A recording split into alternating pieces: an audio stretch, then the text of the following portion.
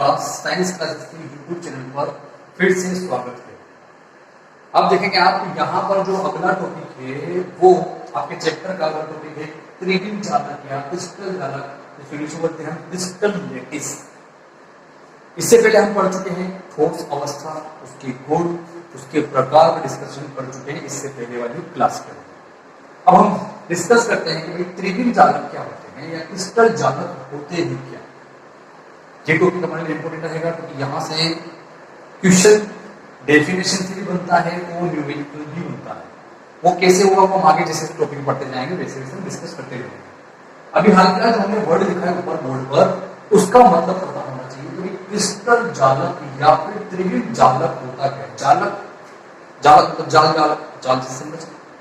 अब देखो क्रिस्टल जालक या त्रिविम जालक से हम डेफिनेशन को उठाते हैं। क्या होता है कि भाई कोई भी ठोस होता है वो अवयवी कणों से मिलकर होता है। क्या वैसे मतलब होता है अवयवी कणों। मैंने आपको बताया कि अवयवी कण क्या होते हैं, अणु परमाणु आयन कुछ हो सकते हैं।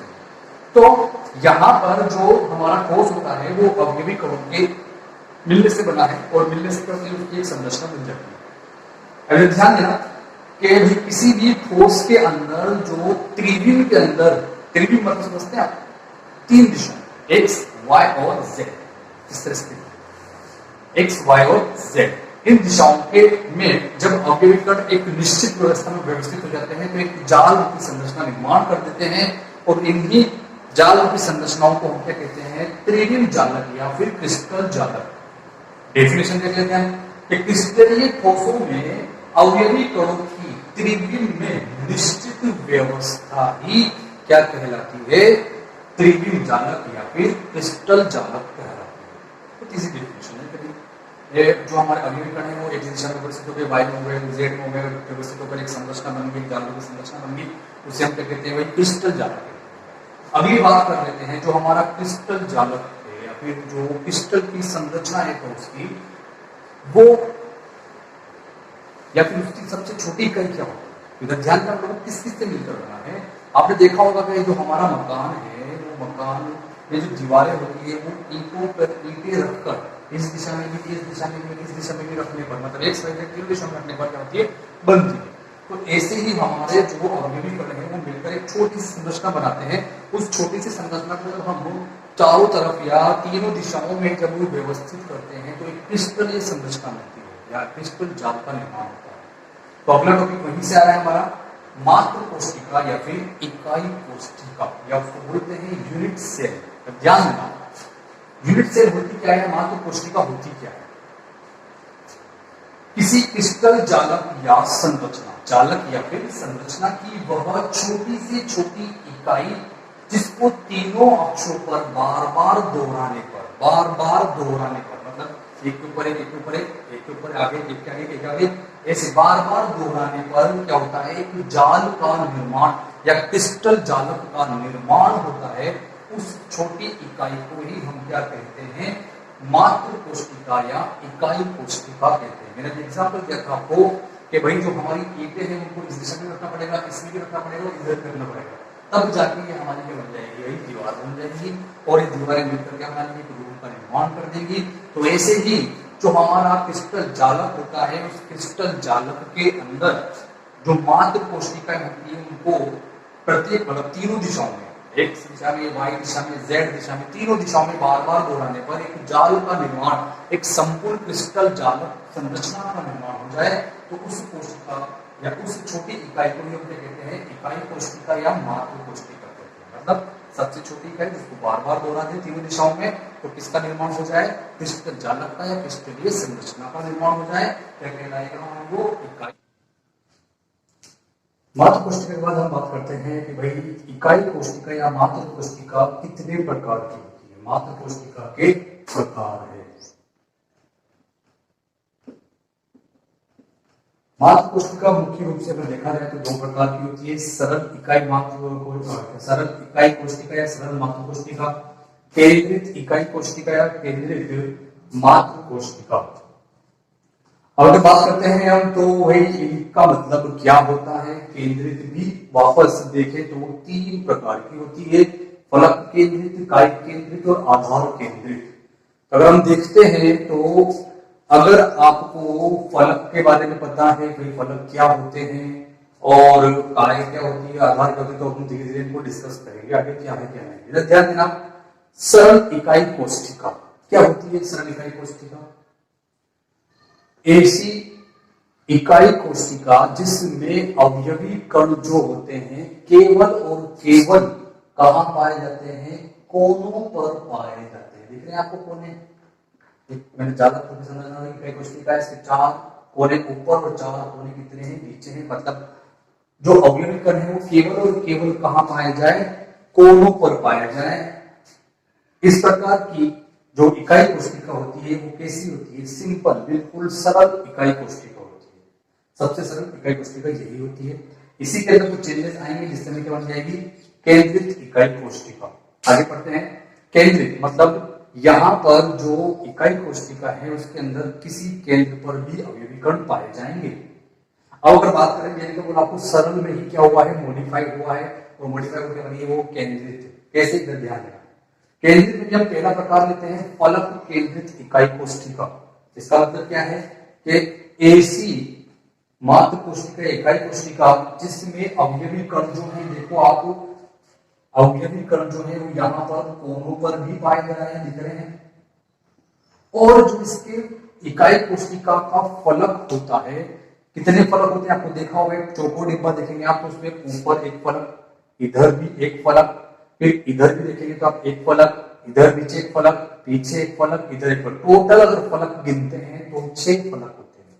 कितने? 6। तो ध्यान देना, अगर अपन रूम को देखें तो ऊपर वाली छत, नीचे फर्श, दो तो ये 2 फलक, एक इधर वाली दीवार लेफ्ट वाली, राइट वाली और एक लेफ्ट वाली, एक पीछे वाली और एक आगे वाली। टोटल अगर हम इसको करें तो ये पूरी दीवार जो है, ये वाली दीवार पूरी जो है वो क्या है हमारी?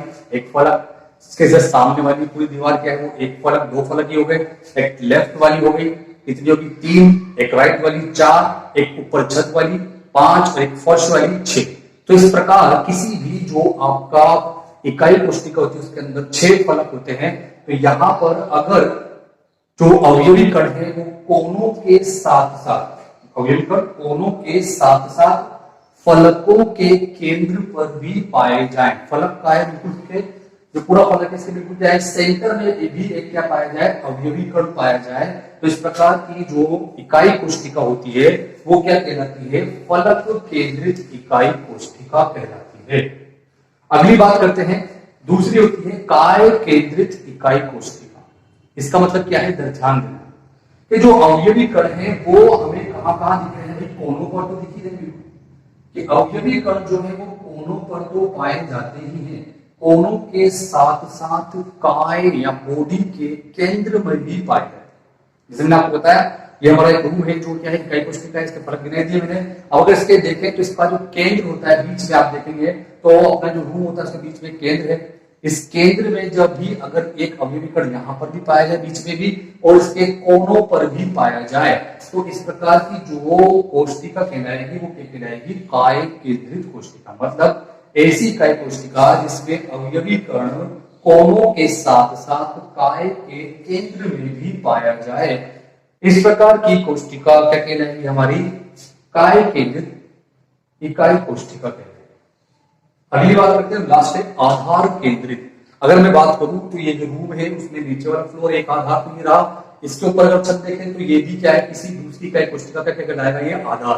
तो मतलब समानांतर फलक है, दोनों समानांतर फलक क्या है? एक दूसरे के आधार, मतलब एक आधार हो रहा और एक आधार नीचे है।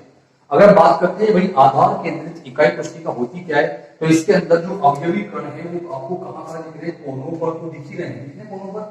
ये अवयवी कण जो है वो कोनों पर तो पाए जाते ही हैं, साथ ही साथ जो अवयवी कण होते हैं वो 2 समानांतर फलकों या आधारों पर भी पाए जाते हैं, आधारों के केंद्र पर भी पाए जाते हैं। क्या कहलाती है वो? आधार केंद्रित मात्र कोष्ठिका या इकाई कोष्ठिका। वापस कर ले जल्दी से हम कि जो हमारी इकाई कोष्ठिका वो 2 प्रकार की होती है, सरल और केंद्रित। सरल का मतलब क्या है कि भाई जिसमें अवयवी कण केवल और केवल कहां पाए जाते हैं? कोनों पर। और कोने कितने होते हैं इसके? 8 कोने। कैसे? आप रूम को इमेजिन करके देख सकते हैं। रूम देखें तो आप चारों दीवार जब मिल जाती है तो उसके बाद आप देखें तो एक कोना ये रहा, दूसरा कोना इधर, तीसरा कोना उधर, चौथा कोना इधर, 4 कोने तो इस दीवार के 4 कोने। ऐसे ही इस रूम के पीछे वाली दीवार पे जाए तो 2 कोने तो ऊपर और 2 कोने नीचे, 4 वहां पर, तो 4 और 4 कितने हो गए, 8 कोने हो चुके हैं। तो इसका मतलब केवल और केवल जब अवयवी कण 8 कोनों पर पाए जाते हैं तो इस प्रकार की जो कोष्ठिका होती है वो क्या कहलाती है, सरल इकाई कोष्ठिका कहलाती है। इसके बाद इकाई कोष्ठिका का दूसरा प्रकार है हमारा केंद्रित इकाई कोष्ठिका। ये 3 प्रकार की होती है, फलक, काय और आधार केंद्रित। फलक केंद्रित में क्या होते हैं, जो अवयवी कण होते हैं वो कोनों के साथ साथ कहां पर पाए जाते हैं, फलकों के केंद्र पर। 6 फलक मैंने आपको बता दिए, 6 फलकों के केंद्रों पर ही पाए जाएं तो उनको क्या कहेंगे हम, फलक केंद्रित इकाई कोष्ठिका कहते हैं। अगली की बात करते हैं काय केंद्रित। इसके अंदर जो अवयवी कण होते हैं वो कोनों पर तो पाए जाते ही हैं, 8 कोनों के साथ साथ इसमें जो अवयवी कण होते हैं वो पूरी जो कोष्ठिका होती है, इकाई कोष्ठिका होती है, उसके केंद्र में भी क्या होती है, पाई जाती है। कौन, अवयवी कण पाया जाता है। कहां पाया जाता है, इकाई कोष्ठिका के बिल्कुल सेंटर में भी पाया जाता है और कोनों पर भी पाया जाता है। अगली बात करते हैं आधार केंद्रित इकाई कोष्ठिका की। तो इसमें अवयवी कण जो है वो कोनों के साथ साथ समानांतर फलकों पर या आधार पर भी क्या होते हैं, पाए जाते हैं। क्या कहलाती है वो, आधार केंद्रित मात्र कोष्ठिका या इकाई कोष्ठिका कहलाती है। ये हमारे जो इकाई कोष्ठिका के प्रकार है ये बहुत ज्यादा काम आने वाले हैं, क्योंकि यहां से आगे न्यूमेरिकल बनने के चांसेस होते हैं। कैसे बनेंगे न्यूमेरिकल, जो ये मैंने आपको बोला जो अवयवी कण पाए जा रहे हैं कोनों पर, आधार पर, फलकों पर, काय के केंद्र पर, इनका एक मात्र कोष्ठिका या इकाई कोष्ठिका में कितना योगदान होता है या कितना हिस्सा एक मात्र कोष्ठिका में होता है, उसके आधार पर यहां पर न्यूमेरिकल बनेंगे जो हम आगे पढ़ते हैं।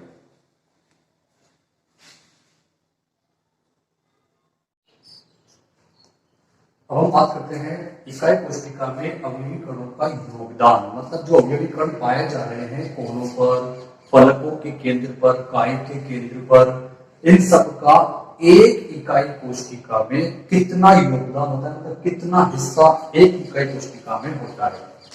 तो अब देखते हैं, तो इकाई कोष्ठिका में कोनों पर स्थित, जो कोनों पर होते हैं स्थित, उन कोनों पर स्थित अवयवी कण का योगदान 1/8 होता है।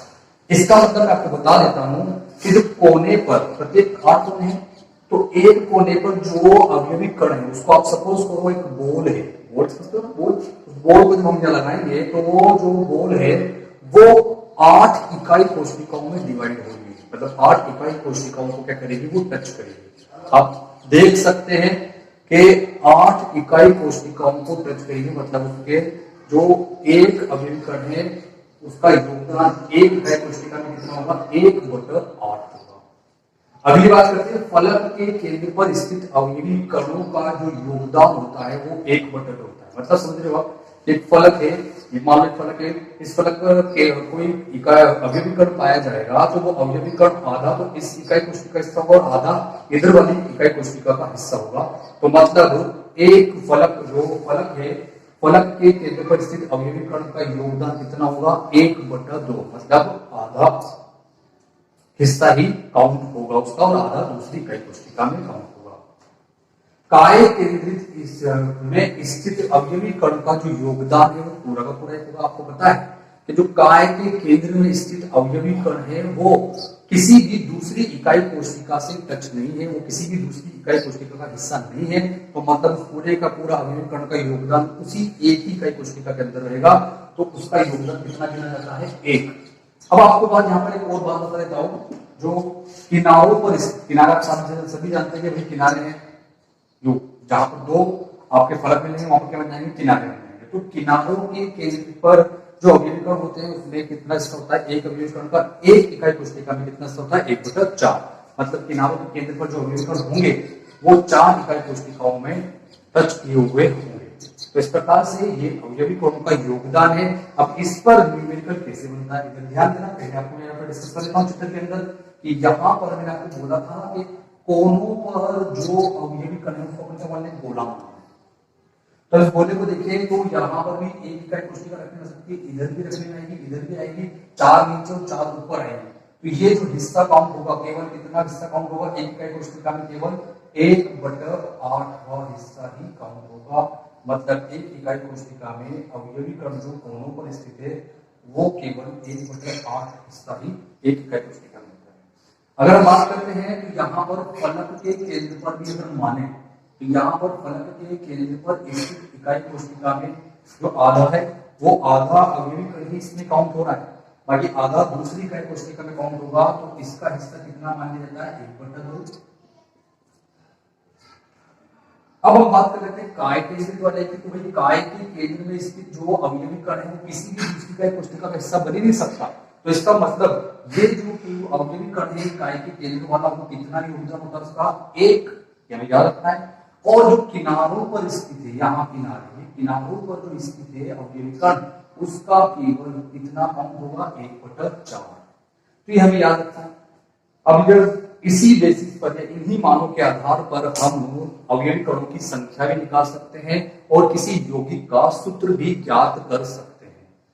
हम इसके लिए इस पर न्यूमेरिकल डिस्कस कर लेते हैं जल्दी से।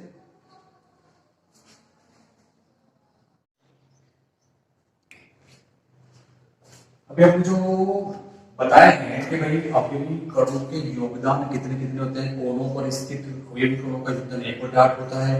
फलकों के केंद्र पर स्थित अवयवी कणों का योगदान एक इकाई कोशिका में कितना होता है? 1/2 होता है। काय के केंद्र पर उपस्थित अवयवी कण का जो योगदान होता है वो कितना होता है? 1 होता है। और किनारों पर स्थित अवयवी कणों का जो योगदान होता है कितना होता है? 1/4। तो यहाँ पर उससे रिलेटेड नोट क्या रखना है आपको? मैंने आपको बताया था कि अवयवी कणों की संख्या ज्ञात करने का न्यूमेरिकल भी आता है और यौगिक का सूत्र ज्ञात करने का आपका क्वेश्चन न्यूमेरिकल भी आता है इसी टॉपिक।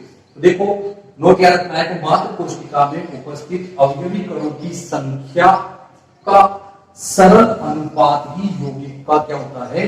सूत्र होता है। अब देखो यहाँ पर न्यूमेरिकल कैसे बनते हैं? अवयवी कणों की संख्या से रिलेटेड न्यूमेरिकल कैसे बनेगा? ये नाम लिखा हुआ है बोर्ड पर आपके, अवयवी कणों की संख्या ज्ञात करो।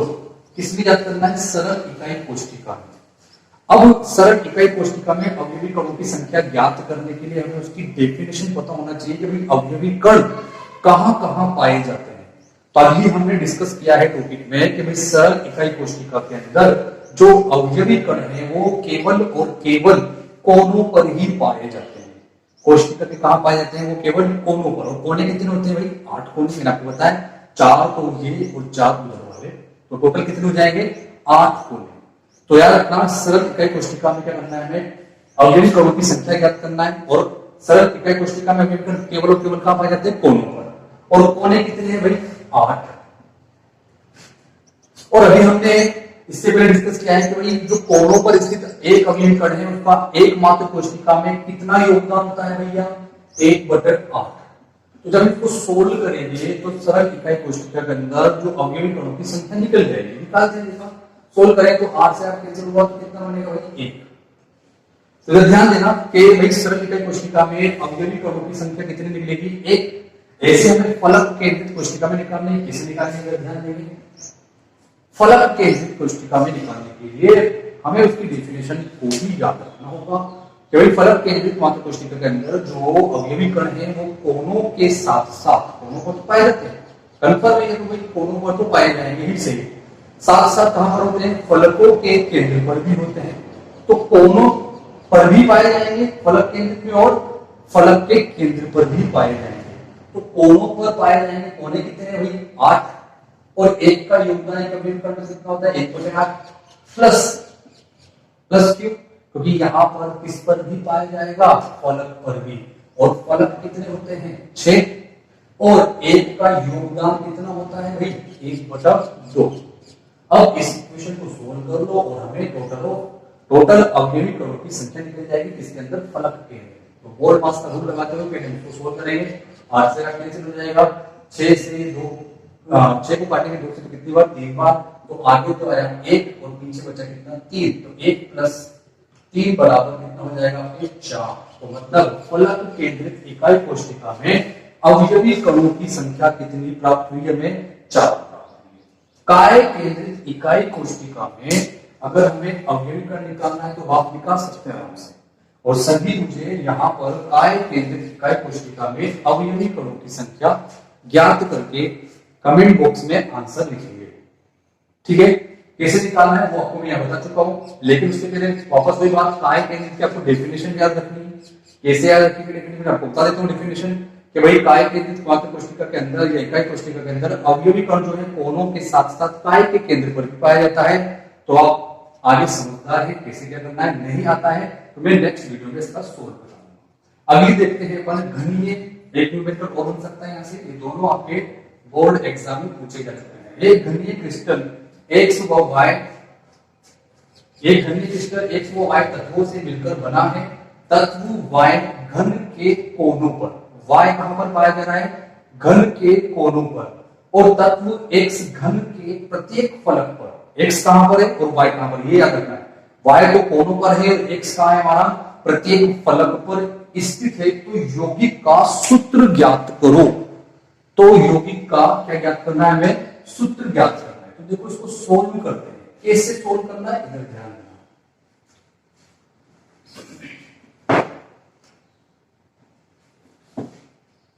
अब देखें आप कैसे सोल्व करेंगे हम, कि भाई जो हमारा कण है, कौन कौन से तत्व है, एक्स और वाई कहां कहां पर स्थित है, भाई वाई तो घन पर है और घन के कोनों पर है, और एक्स का है फलक पर है। तो हम एक्स और वाई के लिए एडिशन करते हैं कि भाई एक्स अवयवी कणों की, एक्स अवयवी कणों की संख्या निकालना है। निकालते हैं, कैसे निकालेंगे, जस्ट सीखा है हम। कहां पर स्थित है, ओनली फलक पर, फलक पर स्थित है। फलक कितने होते हैं घन में, 6 फलक होते हैं। एक का योगदान कितना होता है भाई, हम जानते हैं कितना होता है, 1/2 होता है। अब इसने ओनली फलक बोला है, फलक केंद्रित इकाई कोशिका नहीं बोला है। तो आप यहां पर कैसे कि आप अवयवी कण कोने वाले भी जोड़ दें, बस कहां पर है, फलक पर। तो ओनली क्या लिखेंगे हम, फलक कितने 6, एक का योगदान कितना हो गया, 1/2। अब बात करते हैं वाई वाले अवयवी कणों की, अवयवी कणों की संख्या कहां पर है वाई स्थित, वाई केवल कोनों पर स्थित है। और कोने कितने होते हैं हम जानते हैं, 8, और 1 का योगदान कितना होता है भाई, 1/8 होता है। सोल्व करते हैं दोनों को, 6 2 से कितनी बार कट जाता है, 3 बार, 8 से आ गया कितना, मतलब 1। तो मतलब एक्स वाले अवयवी कणों की संख्या कितनी निकली, 3, और वाई वाले कणों की संख्या कितनी निकली, 8। अब मैंने आपको नोट बताया लास्ट में कि दोनों का मतलब जो अवयवी कणों का जो सरल अनुपात होता है वही यौगिक का क्या होता है, सूत्र होता है। तो हमें क्या करना है, इसका सरल अनुपात निकालना पड़ेगा। और हम ये छोटी क्लास में पढ़ चुके हैं, अनुपात निकालने के लिए x अनुपात y, x के नीचे x की वैल्यू लिख देंगे और y के नीचे y की वैल्यू लिख देंगे। आपको याद हो 11th क्लास में हमने मूलानुपाती सूत्र बनाए थे, तो वहां पर हमने पहले रेशियो निकाला था, फिर रेशियो निकालने के बाद वहां पर ऐसे अनुपात एडजस्ट करा था। अगर कट रहे थे तो काट रहे थे, नहीं तो एज इट इज इसको फॉर्मूले के रूप में लिखे थे। तो यौगिक का सूत्र कैसे बनाएंगे आपको याद है, कैसे बनेगा, x कितनी बार है, 3 बार, तो x3, और y कितनी बार है, 1 बार, तो y। तो इस प्रकार ये इस यौगिक का सूत्र बन चुका है x3y। ये इसका क्या है, ठीक है। तो इस प्रकार हमें आगे न्यूमेरिकल सोल्व करने हैं, वो मैं आपको और ग्रुप वगैरह में सेंड करूंगा।